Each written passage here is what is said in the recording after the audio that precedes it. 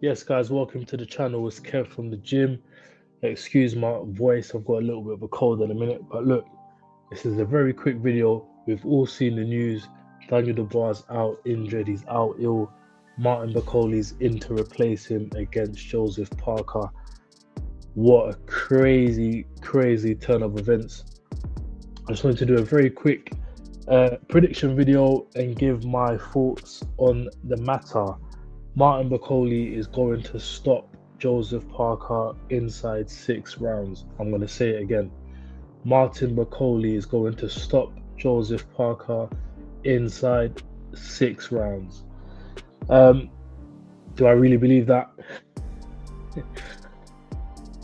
All things considered, if this was normal circumstances, okay, and Bakole had a full training camp preparing for Joe Parker, and he was in shape, in fighting shape, in boxing condition, yes, I do believe Bakole would stop Parker in 6 rounds. I think Bakole would beat Parker quite easily inside 6 rounds if it was on an even playing field. Unfortunately, here there's so many variables that means that the balance is tipped a little bit more into the favor of Joseph Parker. I would say, firstly, Bakole literally had 2 days' notice. He was out in Congo on Thursday night when Dubois got pulled out of the fight. Had to book his flight, 12-hour journey from Congo to Saudi Arabia. Had to go on a commercial flight because no private jets were available, couldn't get chartered. Ended up only actually leaving Congo Friday early morning, and basically landed in Saudi more or less night time, just close to midnight on a Friday. So effectively less than 24 hours before the fight. He now has to go and do his medical, ensure that he's actually fit to box, even though he's obviously not in peak condition. He's got to weigh in well after the stipulated weigh-in time, because usually they would weigh in 36 hours before the bout, so during the day, but he's weighing in as he's landed, so midnight on Friday night. He's going to be 315 pounds at the very least. He's clearly out of shape. His upcoming fight was due to be against Fa Jagbar in May in the US. So whilst he was in Congo, he's obviously not in training camp. He might have been ticking over in the gym, but it's not the same as being in a designated, dedicated training camp for a specific opponent. So clearly he's going to be out of shape. Bakole doesn't have the greatest stamina and fitness in an engine anyways. And in my opinion, Joseph Parker is the fittest heavyweight, full stop. Outside probably Usyk and Tyson Fury perhaps as well in terms of recovery powers. But Joseph Parker is a very fit heavyweight. Bakole never has been, and now he's no way more than 50% ready for this fight. So it makes it a very interesting fight, and it makes it a very even fight in my opinion. Bakole has to stop Parker within 6 rounds. He has to, otherwise he's going to gas out very badly and probably get stopped in the later rounds. I'd say between round 8 and round 10, because his conditioning is just not going to be there. With that being said, can I see Bakole doing it? I can. I do make Joe Parker the favourite just because of all of the the things we discussed and the circumstances. Where in a normal situation for me, Bakole would be the clear favourite, but it's a catch-22. Bakole has to take the fight because he's such a bogeyman, if you like, or a boogeyman. He's such an avoided fighter that these are the opportunities that you're going to have to take in order to get on the big cards against the big names, because they're not going to want to give you a full training camp where you can prepare properly.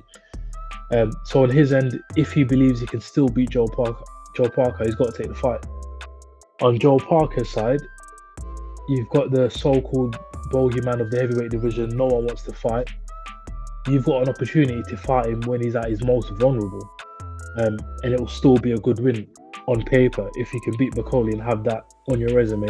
Everyone avoided him, and couple of months or a year down the line, no one's going to be thinking about him having 1 day's notice, no training camp, all the rest of it. They're just going to think, right, you beat Martin Bakole, who's the bogeyman of the division, and he's probably still going to go on to beat most of the other heavyweights. So I understand why they both have to take the fight. It makes sense for them both. And I just hope, biasly, that Bakole can pull it off, because in my opinion, if they both had an equal training camp, training for each other, he would be the clear favourite in my world. But let's just have a look at where they rank at the minute in terms of their heavyweight rankings, because I do find this quite interesting. We'll just go on BoxRec here. So this is the heavyweight division we're looking at, and this is their top 10. So Usyk obviously number 1, which I agree with. Daniel Dubois number 2 makes sense. Ajit Kabial has been on a great run. He's at number 3. In my opinion, I probably would say Bakole is the number 3 heavyweight at the minute. Bakole or Joseph Parker, based on form, I'd probably say Bakole is the number 3 heavyweight. I'd say Parker and Kabial for me 4 and 5. Tyson Fury obviously says he's retired. So for me, I think Usyk's number 1, Dubois number 2. I'd put Bakole as number 3. I'd put Kabayao and Parker 4 and 5 in any order. And Zhilei Zhang, in my view, is probably your number 6 heavyweight if Tyson Fury is retired. But it's interesting because Bakole is the IBF mandatory, or he's got a title eliminator. So he was meant to box Efe Ajagba. If he won that fight, he'd be mandatory for Dubois for the IBF. And as we know, the IBF are the strictest governing bodies. They would have enforced that mandatory. And forget Usyk and unifications or undisputed fights. They would have forced Daniel Dubois to fight Bakole. So Bakole taking this fight against Parker, he has given up essentially his number 1 status with the IBF. And now he's going down the WBC route. If he does win against Joe Parker, he becomes WBC interim champ, I believe. But WBC are notorious for not ever enforcing their mandatories or their number 1 challengers. Just ask Dylan White about that when Deontay Wilder was champion. So it's purely a business decision that Bakole's done. Clearly he's going, he's on a bigger stage against a big name, trying to save the card. And if he can pull this off, this is a monstrous win. And if he can do it in good fashion, he's going to have to do it in good fashion because he's clearly not fit to go. I don't think he hasn't been more than 10 rounds anyways. Let's just have a look at his record. Bakole's never been more than 10 rounds, I believe. I think the most he's ever done is 10 rounds. He's never been billed for a 12-round fight, as you can see here. So this will be his first 12-rounder. As I say, Joe Parker's durable enough, obviously very fit. How would Bakole fare if it does go past the halfway mark? I think if it goes past halfway, he gets stopped just on accumulation, on exhaustion, on referees sort of mercy stoppage, if you like, or corner, perhaps throwing in the towel. But looking at Bakole's record here, he's had some very good performances, some very underrated performances. The performance against Tony Yoka was a great performance. Don't know how one judge gave it as a draw, because he absolutely destroyed Tony Yoka. Tony Yoka is not the same since that bout. Carlos Takam was a great performance. Obviously, Jared Anderson was a great performance. And we all know about the sparring stories. And it's interesting because no one denies the sparring stories. They never come out and say he's lying, that he knocked them down or stopped them to the body or whatever else he says. No one denies it. So must be some truth to it. Right, looking at Joseph Parker's record. Interesting with Joseph Parker, what I realized is in his last 9 bouts, so Zhang, Wilder, Keane, Opolu, Massey, Joyce, Chisora, in his last 9 bouts, he's been dropped, I believe, 3 times. So Zhang dropped him a couple of times. Joel Joyce obviously dropped him and stopped him. Chisora in their first fight dropped him in the first round. A bit of a flash knockdown, I believe.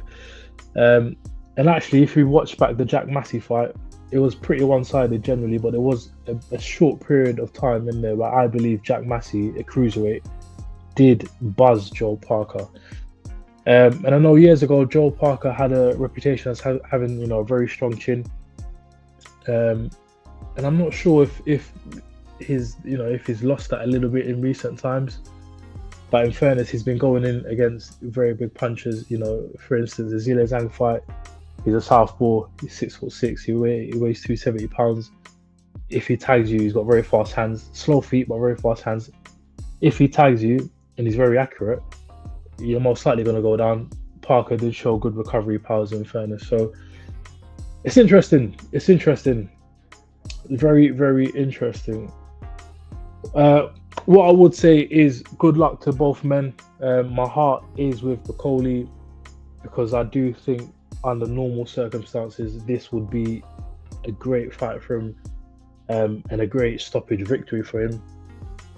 But right now it becomes a 50-50 fight. For me, it's gone from what would be a 75-25 to a 50-50 fight, even slightly in Joe Parker's favor. But Bakole has to stop him in six. He has to stop him in six, or it's not looking good, bruv.